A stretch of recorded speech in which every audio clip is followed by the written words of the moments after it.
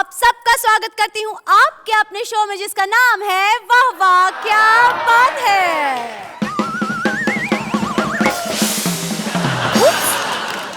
My God, क्या हुआ? यूँ भागते भागते क्यों आए? अरे तुम होती तो तुम भी भागती। अरे मतलब क्या, ये आजकल के बच्चे भाई पूछो मत क्या किया इन्होंने। क्यों क्या किया? अरे एक बच्चा छोटा सा घर की घंटी बजाने की कोशिश कर रहा था, बेचारा छोटा सा हाथ नहीं पहुंच रहा था, तो बोला मेरी मदद करो और मैंने घंटी बजा दी। फिर मैंने कहा मैं चलूं, बोले चलो नहीं भागो, जिसका घर है वो पीटने आएगा। आप भी ना, अरे बच्चे शरारतें नहीं करेंगे तो कौन करेगा? बच्चों की छोटी छोटी शैतानियां ही तो हमें ज्यादा अच्छी लगती है। वैसे मैं तो मानती हूँ बच्चे भगवान का रूप होते हैं। आई लव बच्चे। अच्छा, मैं तो अक्सर कहता हूँ 1995 के बाद हमारे देश में बच्चे पैदा ही नहीं हो रहे, हमारे बाप ही पैदा हो रहे हैं।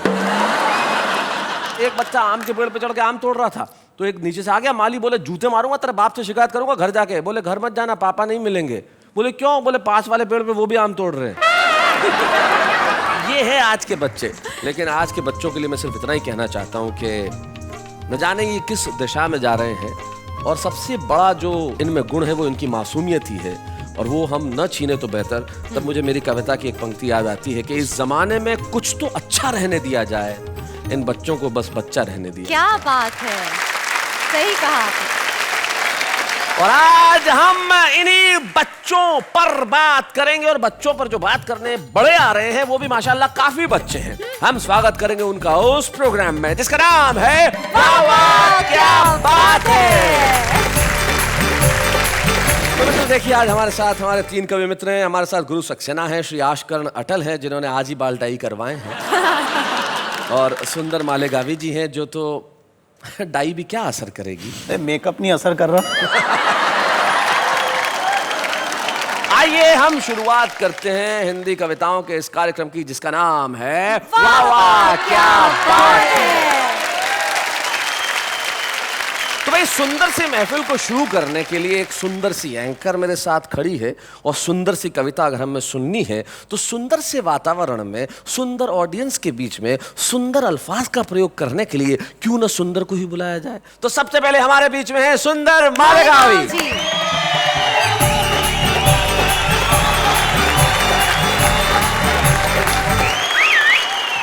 क्या बात है सुंदर साहब, आपको देख के तो लड़कियां भी सीटियां बजा रही हैं। और मैं आपकी जेलेसी भी देख रहा हूँ। ये सर, बच्चों की बात कर रहे थे जी, तो मेरे भी अपने जाती खुद के बच्चे हैं।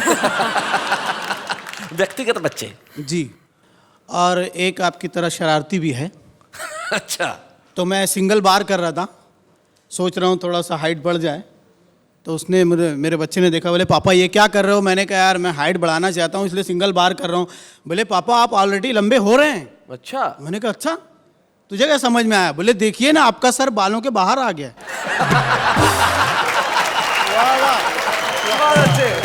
आइए सीधे मैं आपको कविता सुनाता हूँ। जी सुनाए।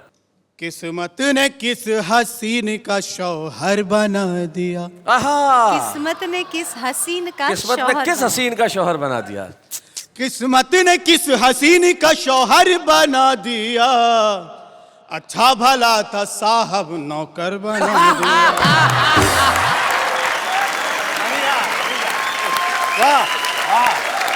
अच्छा भला था साहब नौकर बना दिया, और शादी से पहले मैं भी तो काला गुलाब था। क्या बात है। शादी से पहले मैं भी तो काला गुलाब था, उसकी निगाहे शौक ने गुल्लर बना दिया। अब पहले मैं एक चेक था 18 लाख का। ओहो, 18 लाख का। पहले मैं एक चेक था 18 लाख का, बेगम की ख्वाहिशात ने चिल्लर बना दिया।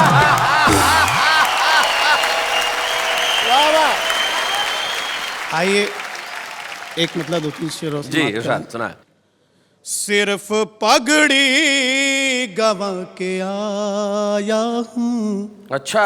सिर्फ पगड़ी गवा के आया हूँ, सर तो लेकिन बचा के आया हूँ। क्या बात है। और जिसको आती थी इश्क की मिर्गी, इश्क की मिर्गी, जिसको आती थी इश्क की मिर्गी, उसको जूता सुंगा के आया। और जिसकी नजरें थी मेरी मुर्गी पर, अच्छा, जिसकी नजरें थी मेरी मुर्गी पर, उसको मुर्गा बना के आया। और दोनों बेगम लड़ेंगी परसों तक, दोनों बेगम, दोनों बेगम लड़ेंगी परसों तक, ऐसी पट्टी पढ़ा के आया हूँ। बहुत अच्छे। और जिनकी नजरों ने दिल चुराया था, क्या बात है। जिनकी नजरों ने दिल चुराया था, उनका बटवा चुरा के आया।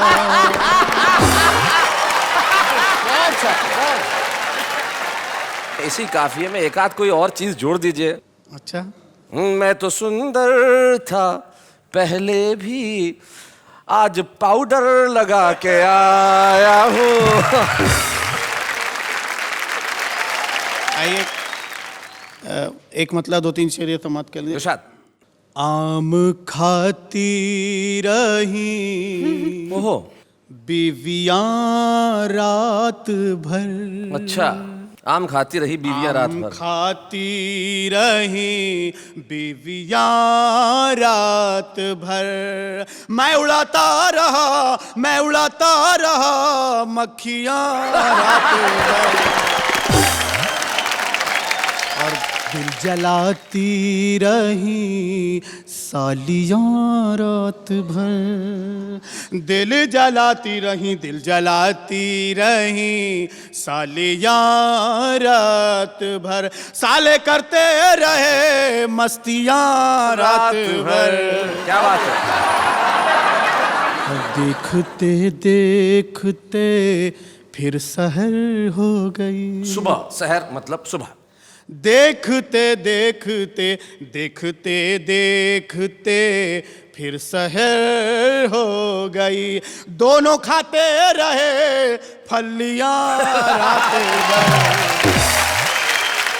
और मुर्गा एक टांग पर सिर्फ सोता रहा, मुर्गा एक टांग पर, मुर्गा एक टांग पर सिर्फ सोता रहा, कुड़कुड़ाती रही, कुड़कुड़ाती रही मुर्गियां रात भर, के छटपकती रही अब के बरसात में। वाह वाह। छाता टपकती रही, छटपकते रहे अब के बरसात में, लेके फिरता रहा, लेके फिरता रहा गादियां रात भर।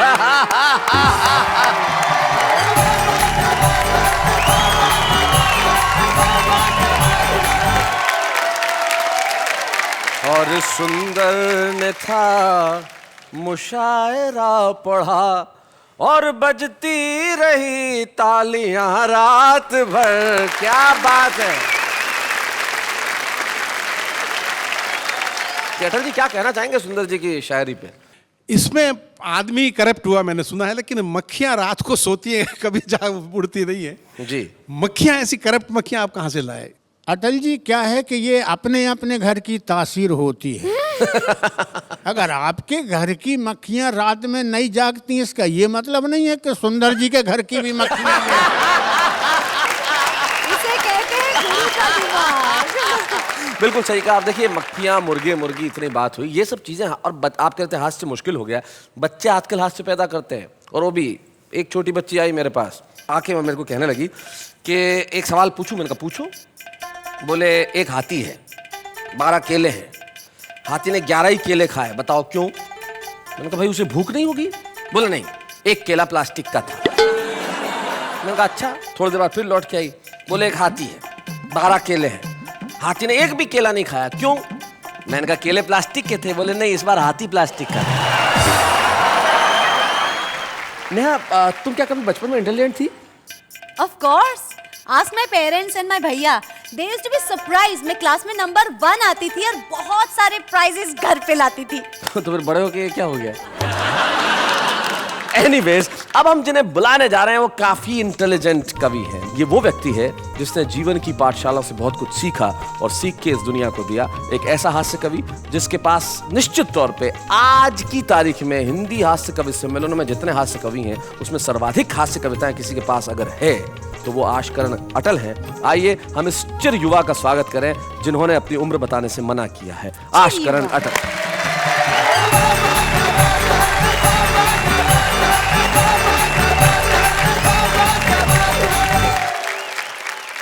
जैसा कि आपको पता है, बच्चों के सवाल बहुत ही प्यारे होते हैं लेकिन उतने ही खतरनाक। और अब टीवी युग का बच्चा और होमवर्क की पीड़ा वाला एक बच्चा, 4 पंक्तियां देखिए। स्वागत।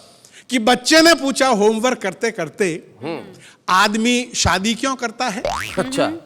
बाप ने सवाल के वजन को तोला और फिर टालने के लिए बोला, आदमी शर्ट में बटन नहीं टांग सकता ना, इसलिए शादी करता है। अच्छा।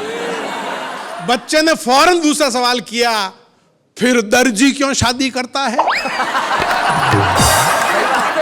आपके सारे बहाने बेकार हैं, मेरा होमवर्क करके दीजिए। इस होमवर्क के लिए आप जिम्मेदार हैं। अच्छा। आपने शादी की तो मैं आया तो स्कूल गया जी। स्कूल गया तो ये होमवर्क मिला। अब ये होमवर्क मैं क्यों करूं? शर्ट में बटन टांकने आपको नहीं आते थे, उसकी सजा मैं क्यों भुगतूं?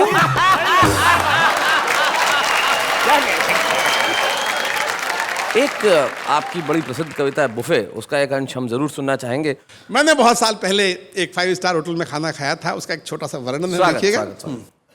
बुफे दावत सिस्टम वो दावत है जिसमें हर समझदार मेहमान या तो घर से खाना खाकर आता है या वापस घर जाकर खाता है। वापस घर जाकर खाता है। हर स्वाभिमानी आदमी को कम से कम 3 बार कतार में खड़ा होना पड़ता है। और ज्यादा से ज्यादा कितनी बार, ये उसकी भूख और बेशर्म होने की क्षमता पर निर्भर करता है। बेशर्म। और इतनी बार लाइन में लगने के बाद कोई भला आदमी तो इतना दुखी हो जाएगा कि फिर ठीक से खाना ही नहीं खा पाएगा। जी। और पंक्ति देखिए कि बुफे दावत में कौन सैकड़ों बार खा चुका पुराना खुर्राट बुफेबाज है? बुफेबाज। कौन खुर्राट बुफेबाज है और कौन नया मेहमान है? इसकी पहचान बहुत आसान है। पुराना अपनी प्लेट में जरा सा 1-2 चम्मच खाना ऐसे धर लाता है जैसे सत्यनारायण का प्रसाद लाया हो। अच्छा। जबकि नया अपनी प्लेट में खाने की हर डिश ऐसे भर लाता है जैसे कोई भिखारी 10 घरों से भीख मांग कर लाया हो।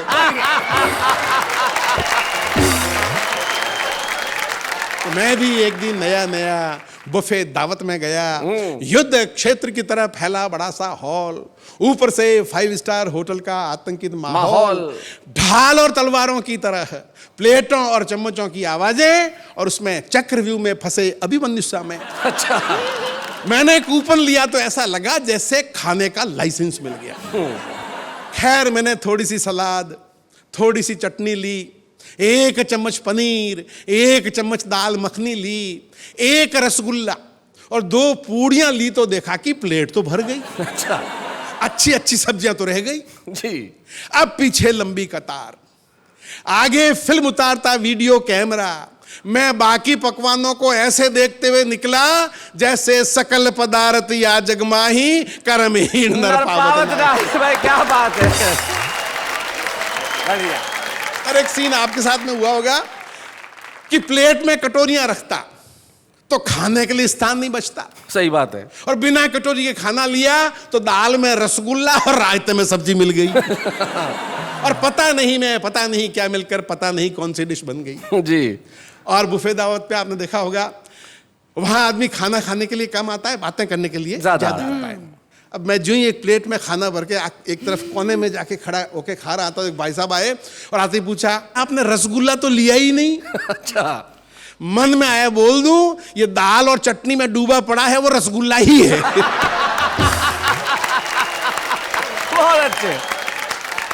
अंतिम पंक्तियां, वाह रे बुफे तेरी बलिहारी, उल्टी ही रीत है सारी, बचपन में गांव में सीखा था कि खाना हाथ धोकर खाओ, वाह। जूते उतार कर खाओ, क्या बात है। खाते खाते बातें मत करो और खाने के बाद अच्छी तरह कुल्ला करो। जी। उस दिन वहां सब बिना हाथ धोए और जूते पहन के खा रहे थे, खाते खाते बातें भी किए जा रहे थे और खाने के बाद मेरे बेटे किसी ने कुल्ला नहीं किया। क्या बात है। भारतीय संस्कृति में ऐसों को गंवार कहते हैं। क्या बात है। उस दिन 5 स्टार होटल में पता चला वहां कुल्ला करने वालों को गंवार समझते हैं। क्या बात है। वाह वाह वाह वाह वाह वाह।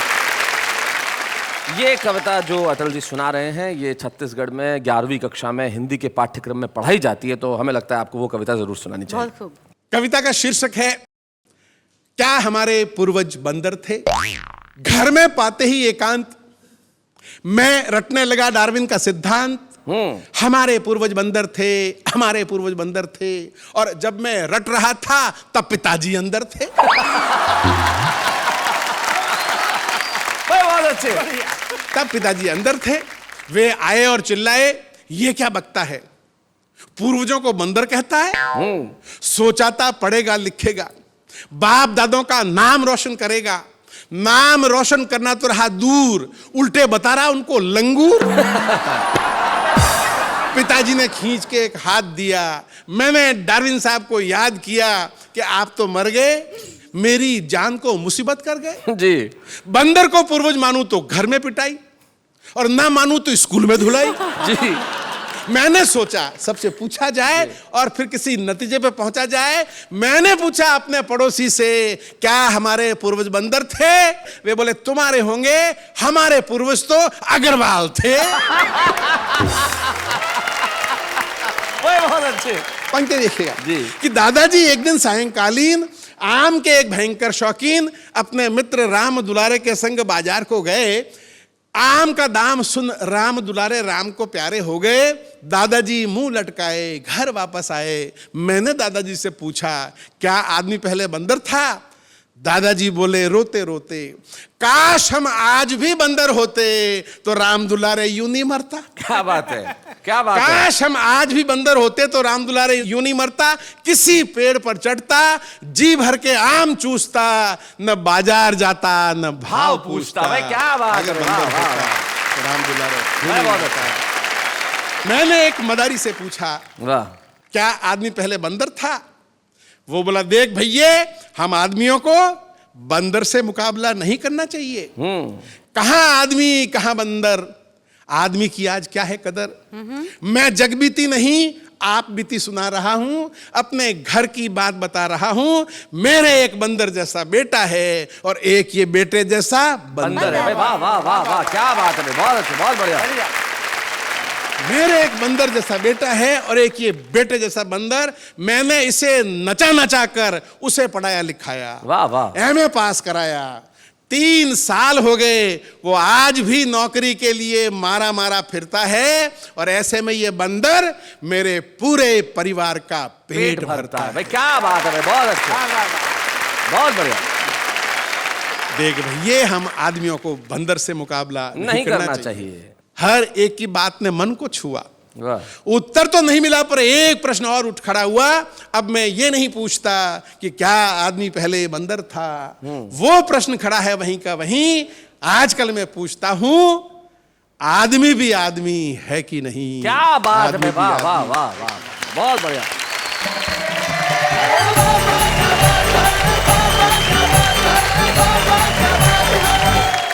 जैसे आप बुफे की बात कर रहे थे, तब जब लोगों के घर में खाने जाते हैं कुछ डिनर विनर पे, तो कई किस्से हो जाते हैं। मैं साउथ इंडिया में गया तो मेरे एक मित्र के घर खाना खाने गया, तो उन्होंने अपनी पत्नी को पहले ही समझा दिया था कि मुंबई से आ रहे हैं तो उनका लैंग्वेज थोड़ा सा हिंदी बोलते हैं, तो उनको आप हिंदी में कहिएगा, खाइए खाइए शर्म मत कीजिए। उन्होंने अपनी साउथ इंडियन बीवी को बता दिया, खाइए खाइए शर्म मत कीजिए। अब मैं गया, जैसे ही खाना खाने के लिए बैठा, वो आई, खाओ खाओ शर्म तो है नहीं।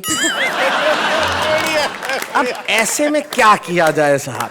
न खाते बनता है, न निगलते बनता है, न उगलते बनता है, लेकिन जिंदगी में जब ऐसे क्षण आते हैं तब ऐसा महसूस होता है कि भाई हंसी सबसे खूबसूरत चीज है और जिसके पास हंसी है वो दुनिया का सबसे धनी व्यक्ति है। और एक धनी व्यक्ति हमारे सामने बैठा है जिनका नाम गुरु सक्सेना है। तो गुरु सक्सेना जी, आपसे ये अनुरोध है कि आप खरामा खरामा उस सोफे से उठिए, यहाँ पे आइए, कविताएं सुनाइए और आप भाई जरा तालियां बजाइए। गुरु सक्सेना जी हमारे साथ आ रहे हैं।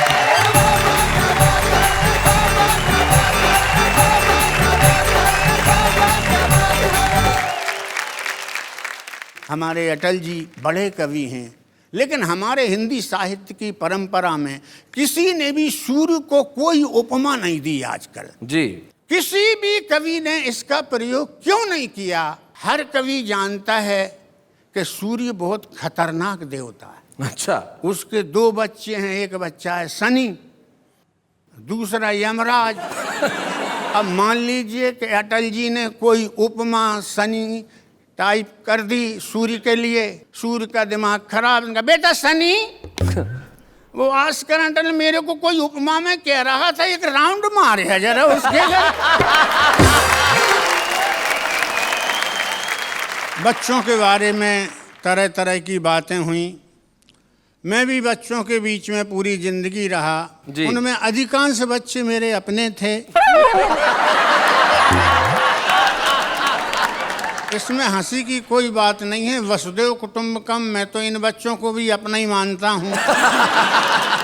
भले ही अपना योगदान ना हो लेकिन मान लेने में क्या हर्ज है। एक बात विशेष रूप से मैं ये बताना चाहूँगा कि बच्चों की कोई उम्र नहीं होती, साइज नहीं होती कि कितने बड़े बच्चे जी। इसलिए मैं आपकी मानसिकता धीरे धीरे वहाँ तक पहुँचाऊँगा। एक बच्चे का उदाहरण कि पिताजी आप जानते नहीं हैं कैसे पढ़ता हूँ, मानते नहीं हैं। हाँ। आप तो जबरदस्ती पढ़ाना चाहते हैं, शिक्षा के क्षेत्र में बढ़ाना चाहते हैं। जब मैं रहता हूँ क्लास में, मास्टर रहते हैं पास में, प्रश्न पूछते जब नहीं बनता है, तुम्हारा बेटा तब शिक्षक से सुनता है, सक्सेना पढ़ने में बहुत ही कच्चे हो, पढ़ोगे का खाक गधे के बच्चे। पढ़ोगे क्या खाक गधे के बच्चे हो। पिताजी गधा मेरा बाप है तो आप कौन हैं? अब मैं बहुत छोटे साइज के बच्चे की बात कर रहा हूं जिसको अभी संसार में कोई ज्ञान नहीं। जी। बेटा कहाँ गया था? पापा रामलीला देखने। आज क्या देखा बेटा? पापा ताड़का संवाद। तूने ताड़का देखी थी? हाँ पापा जी देखी थी। भला बता ताड़का कैसी थी? बिल्कुल मम्मी जैसी थी। जैसे कि कॉलेज में इलेक्शन होते हैं जी। अब मैं उस बच्चे की बात कर रहा हूँ। तो बच्चों के साथ में कुछ बच्चियां भी होती, आपस में बुझा रही थी पहेलियां। हाँ। सुभाष पार्क में बैठी थी 4 सहेलियां। एक बोली इस चुनाव की लहर में हलचल मच रही है सारे शहर में, लगता है विरोधियों के घड़े रीतेंगे, चुनाव में गुरु सक्सेना जीतेंगे। अच्छा। दूसरी सहेली बोली, सबका चिंतन चाहूंगा। दूसरी सहेली बोली अरे कौन से भावावेश में बह रही है, कल तक तो तू जीतेगा कहती थी, आज जीतेंगे कह रही है। भाई बहुत बढ़िया, बहुत अच्छे गुरुजी, क्या बात है भाई, वाह वाह वाह। और थोड़ी सी यात्रा आगे बढ़ाता हूं। भाई ने डार्विन के सिद्धांत की बात कही, मैंने भी कुछ विज्ञान के सिद्धांतों की बात कही जी। 2 बच्चे आपस में बात कर रहे थे। एक ने दूसरे से कहा, जब कोई छात्र किसी लड़की के भावों में पूर्ण या आंशिक रूप से डूबता है तो उसके अध्ययन में कुछ कमी आ जाती और यह कमी लड़की द्वारा हटाए गए संकोच की मात्रा के बराबर होती है। भाई बहुत अच्छे। अपने अनुभव से मैं विज्ञान से जोड़ते हुए एक रचना और पढ़ने की कोशिश करूंगा जी। जब मेरी पत्नी पड़ोसिन की नई साड़ी देखती है तो हाँ। हाइड्रोजन गैस बनकर जलने लगती। अच्छा। जब मेरी पत्नी पड़ोसिन की नई साड़ी देखती है तो हाइड्रोजन गैस बनकर जलने लगती है। उसका जलना देखकर पड़ोसिन और नई नई साड़ियां लाकर उसे दिखाती है, यानी कि ऑक्सीजन गैस बनकर उसके जलने में सहायता पहुंचाती। भाई बहुत अच्छे। इस प्रकार हाइड्रोजन और ऑक्सीजन इन दोनों से बने हुए समीकरण के बीचों बीच मेरा सारा धन पानी बनकर क्या रह बात जाता है। वाह वाह वाह वाह,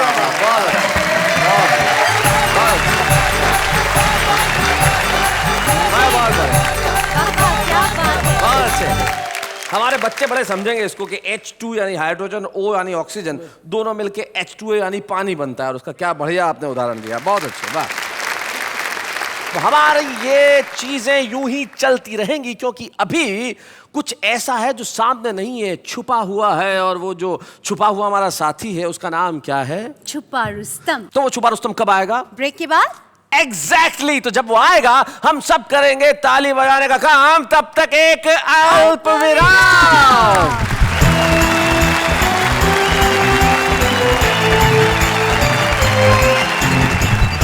भाई देश की जनता जब हमारे साथ है तो वाह वाह क्या बात है।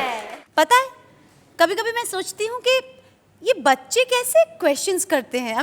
क्या कुछ पूछ देते हैं। बच्चे कुछ भी कर सकते हैं, बड़े छुपे रुस्तम होते हैं ये बच्चे। अरे छुपे रुस्तम से मुझे ध्यान आया कि भाई हमारे आज का छुपा रुस्तम कौन है। तो राजस्थान के एक बेहद छोटे कस्बे से हमारे बीच में जो आज हमारे छुपे रुस्तम आ रहे हैं वो बड़े सुरीले हैं और उनका नाम ही है संपत सुरीला। जोरदार तालियों के साथ स्वागत करें।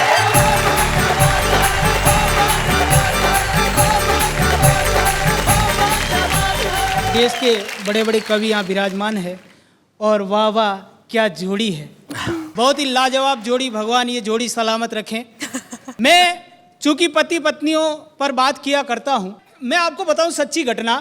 एक बार एक आदमी की शादी हुई साहब। अब शादी हुई तो हुई, लेकिन उसके 6 के 6 साले, 6 के 6 पहलवान। अब 6 पहलवान भाइयों की इकलौती बहन, वो भी पहलवान नहीं। तो वो मरियल सा आदमी, जैसा वो कहती करता, जैसा वो नचाची नाचता। लेकिन आखिर मर्द का बच्चा था। एक दिन पत्नी ने गलती कर दी और उसने जोरदार उसको डांट दिया। वो रोते रोते अपने पहलवान भाइयों के पास गई कि तेरे जीजा ने मुझको डांटा। तो उन्होंने कहा उस मच्छर की इतनी हिम्मत, तू जा घर पे और उसको भेज।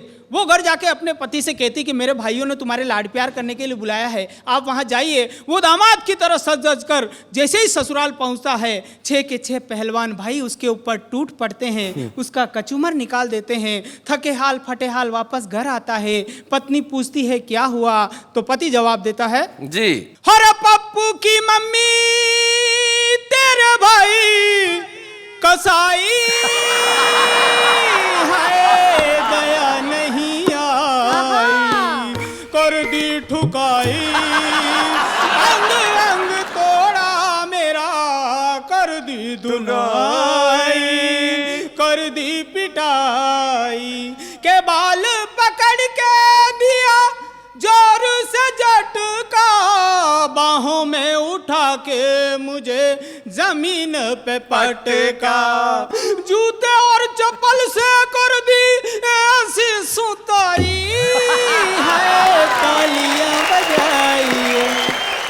अब जब आदमी भाई साहब कुंठित हो जाता है तो उसके अंदर गलत गलत आइडियाज आते हैं। वो देखता है यार साले भी आए दिन सताते रहते हैं, पत्नी भी रोज पीटती रहती है, ससुर बेचारा अच्छा है कोई नई व्यवस्था कर देगा। तो उसने अपने 5-15 पत्नी पीड़ित लोगों को इकट्ठा किया, बैंड बाजा मंगाया, घोड़ी मंगाई, घोड़ी पे बैठ के ससुर के द्वार पे। तो ससुर ने कहा कि जमाई जी आज कैसे? तो जमाई ने जवाब दिया, और ऐसी दी सौगात जो रोज ही मार लात, मैं फिर लाया हूँ बारात, ससुर जी दूसरी वाली दो, मुझे दूसरी वाली दो। अरे लड़की है तेरी अनाड़ी, जैसे बैल हो बिन गाड़ी, इसलिए जाए भले कबाड़ी, मुझे दो दूसरी वाली दो। आजकल के नौजवान बच्चे तरह तरह की चीजें इस्तेमाल करते हैं हेयर स्टाइल बनाने में। मेरे को एक सच्ची घटना याद है। एक बार एक लड़के के बड़े सुंदर सुंदर बाल, बड़ी बड़ी मूछें, बड़ी बड़ी दाढ़ी, एक लड़की ने उसको देखा और देखते ही उसके बालों पे फिदा हो गई कि शादी करूंगी तो इसी सुंदर बाल वाले लड़के से, वरना जिंदगी भर कंवारी रहूंगी। बात शादी तक पहुंची, लेकिन एक शर्त रखी कि ये लड़का अपने बाप के साथ विदेश जाएगा, 1 साल के बाद पुनः लौट के आएगा तो तेरी शादी इससे कर दी जाएगी। लड़की ने कहा कि मैं तो इसके बालों से इतनी मोहब्बत करती हूँ, 4 साल भी इंतजार कर लूंगी। लड़का अपने बाप के साथ विदेश जाता है, वहां पाश्चात्य संस्कृति में रंग कर माथे पे जाने क्या क्या लगाता है। थोड़े दिनों बाद तो बिल्कुल सारे बाल उड़ जाते हैं, गंजा हो जाता है। हिंदुस्तान लौट के आता है, लड़की लड़के को देख के कहती है, भैया तू नहीं बन सकता मेरा सैया, तू तो ये बता दे कि ये हाल हुआ कैसे। के तेल था खुशबू वाला, तेल था खुशबू वाला, माथे में जो ही डाला, धीरे धीरे उड़ने लगे बाल, हूँ तभी से टकला मेरी जान, काली दाढ़ी और मूछे पर इनको कौन पूछे, इच्छा यही है मेरी सिर पे हो काले गुच्छे, चेहरा सजनी को भाए और वो मेरी हो जाए, बगिया है उजड़ी उजड़ी इसमें हरियाली आए, तन मेरा था स्वदेशी चीजें अपनाई विदेशी, फिर कैसे बचाता खुद कमाल, दिखने लगा है चमकीला चांद। अब इतना करते हुए भी उस लड़के के माथे पे 2 बाल बच ही गए। अच्छा, अब वो दोनों बाल आपस में बात कर रहे हैं, यार ये लड़का जाने माथे पे क्या क्या लगाता रहा, फिर भी इसके माथे पे हरियाली नहीं आई। हम दोनों बाल आपस में एक काम करते हैं, हम दोनों बाल आपस में शादी कर लेते तो हमारी जो संतानें होगी जिससे इसका पूरा माथा हरा भरा हो जाएगा। तो दूसरे वाले बाल ने कहा नहीं, हम ऐसा नहीं कर सकते। कि क्यों? क्योंकि हमारे हिंदुस्तान में बाल विवाह करना कानूनी अपराध है। एक पेरोडी और निवेदन करता हूं, हमारे देश के राजनेता के फांकते रहते हरदम शेखी बगारे, भोली भाली जनता को गर्त में उतारे, भोली भाली जनता को गर्त में उतारे, तेरे भ्रष्ट भ्रष्ट वादे गणतंत्र को हिला दे, गणतंत्र को हिला दे, तेरे भ्रष्ट भ्रष्ट वादे। आतंकवाद है, नक्सलवाद है, तेरे ही कारण यहाँ जंगल राज है। क्या बात है? बेरोजगारी, भ्रष्टाचारी, काला बाजारियों का तू सरताज है, काला बाजारियों का तू सरताज है, तेरे सस्ते सस्ते प्यादे क्या बात है? बुनियादों को हिला दे, बुनियादों को हिला दे, तेरे भ्रष्ट भ्रष्ट वादे। बहुत बहुत आभार। क्या बात है, वाह।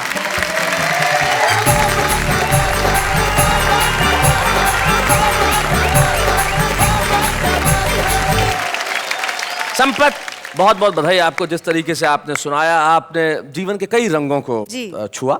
हम चाहते हैं कि आप संभावना से सफलता तक पहुंचें। हम चाहते हैं कि आप वहां पहुंचें जहां सिर्फ उन्नति हो, तरक्की हो, प्रगति हो। आपकी जीवन के अंदर इन खुशियों को भरने के लिए हम आज आपको वाह वाह क्या बात है की ओर से हमारे छुपे रुस्तम के रूप में एक स्मृति चिन्ह प्रदान करना चाहते हैं। मैं हमारे कवि मित्रों से अनुरोध करूंगा कि वो यहाँ आए और हम स्वागत करें संपत सूर्य। हंसी गिरने वालों के सब ही आभारी है, कविता सुनाने वाले अब सबके साथ हैं। बाबा क्या बात है, बाबा क्या बात है। अभी तो हमने दिया है इनको सम्मान, लेकिन अभी हम ले रहे हैं एक अल्प विराम।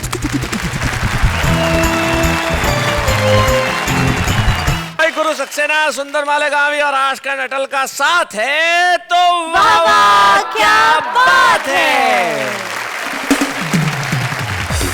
तो हमारे एक कवि मित्र थे श्याम ज्वालामुखी, जो इस दुनिया में नहीं रहे, पर वो एक बहुत बढ़िया बात कहते थे, कठिन लिखना कठिन काम नहीं है, लेकिन सरल लिखना बहुत कठिन है। तो ये जो सरलता है ये बड़ी कमाल की है। जैसे हमारे कॉलेज के दिनों में लड़कियां अपनी सहेलियों को खत लिखती थी, तो उसमें लिखती थी कि बाथरूम में कपड़े कूट कूट के धोती हूँ और सहेली तेरी याद में फूट फूट के रोती हूँ। तो ये जो कूट कूट से फूट फूट की जो तुक है वो हमारा आम आदमी करता है। तो ये जो आम आदमी होता है वो कहीं ना कहीं कविता लिखने का कारण ढूंढ ही लेता है। जैसे हमारे ये दोस्त दुकानदार से, मैडम एक प्रोडक्ट ले लो, बहुत अच्छा है। अबे फ्लोटिंग बनकर मेरा एक बच्चा है। ये जमीन रो रही है, ये आसमां रो रहा है, नॉनसेंस, ये सब क्या हो रहा है? सुबह उठने का बहाना है, करता हूँ योगासन।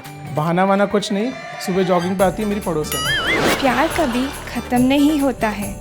लड़का एक लड़की से ब्रेकअप करके अगले ही दिन दूसरी के पीछे होता है। शादी की है, 7 जन्मों तक निभाऊंगी, पर इतना याद रखना, शॉपिंग भी उतनी ही कराऊंगी। तुम तो कहते थे एक्शन। तुम तो कहते थे लाऊंगा चांद तोड़कर, तुम तो कहते थे लाऊंगा चांद तोड़कर, पहले दिखाओ इस डब्बे का ढक्कन खोलकर।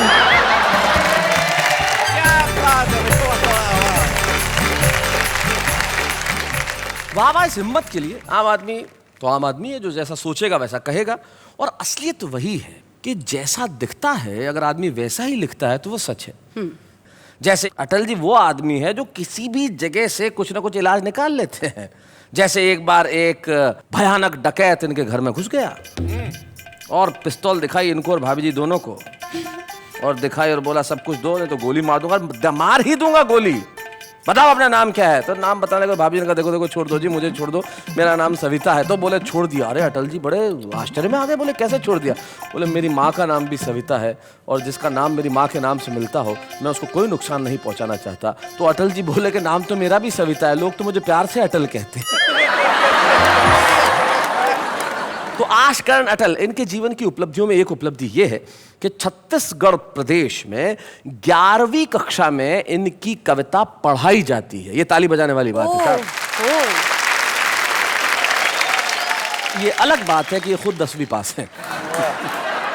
भाई अटल जी मजाक की बात अलग है, हम आपसे मजाक कर लेते हैं कि आप सिर्फ 10वीं पास है, लेकिन सचमुच आपने जिंदगी की इन स्कूलों में जो सीखा है वो अद्भुत है। और हम चाहते हैं कि वाह वाह क्या बात है कि इस मंच पे हम आज आपको सम्मानित करें। तो आइए हम मिलकर सम्मान करते हैं आशकरण अटल का जोरदार तालियों के साथ।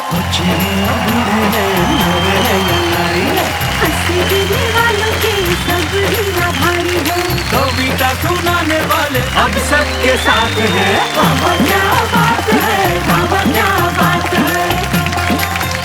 आशकरण अटल जी के सम्मान के अवसर पर आज उनके परिवार के सदस्य उपस्थित हैं। उनका पोता दिग्विजय, उनकी बेटी महिमा और उनका भतीजा महिपाल। तनु, तुम्हारे दादाजी को तुम घर में क्या कह के बुलाते हो? जीसा। जीसा। जीसा इतने हंसी की बातें सुनाते। तुम्हें कभी कुछ जोक वोक सिखाया कि नहीं इन्होंने? मैं एक बार एक मास्टर अपनी क्लास को पढ़ाता है, बोलता है कि दिल्ली में कुतुब मीनार है। अच्छा। तो एक बच्चा सोता होता है, वो बोलता है कि हे तुम सो रहे हो, उठो, आज तुम्हारा पहला दिन है और पहले दिन में सो गए। हाँ। तो वे बोलता है कि नहीं सर, मुझे थोड़ी नींद आ गई थी ना, तो मैं थोड़ा आधा सो रहा था और आधा जाग रहा था। तो बोलो मैंने अभी क्या बोला? सर आपने बोला कि दिल्ली में अभी कुत्ता बीमार है। बहुत अच्छे। महिमा, आपके पिता कवि हैं, तो कभी कुछ ऐसी घटना हुई जो इनके बारे में बड़ी रोचक हो? कवि है तो ह्यूमर तो रहता ही है। तो पापा की डांट में भी ह्यूमर है और पापा के प्यार में भी ह्यूमर है। अच्छा, डांट में भी ह्यूमर है, कैसे? वो ऐसे कि स्कूल में सारे सब्जेक्ट्स में मुझे बहुत अच्छे मार्क्स मिलते थे, हिंदी को छोड़ के। हिंदी को छोड़ के? अच्छा। तो जब मैं घर आती थी उनको बोलती थी तो ये मुझे बोलते थे कि क्या बेटा तू हिंदी का खाती है, हिंदी का पीती है, हिंदी के ही कपड़े पहनती है और हिंदी में ही सबसे कम नंबर लेके आती है। बहुत अच्छे। महिपाल, आप क्या कहना चाहेंगे अपने जीसा के बारे में? कहते हैं कि कवियों की, लोग कहते हैं कि भाई इनकी इनकम क्या होगी, क्या है, बाकी सबसे रॉयल कवि है, रॉयल्टी से जिए जी।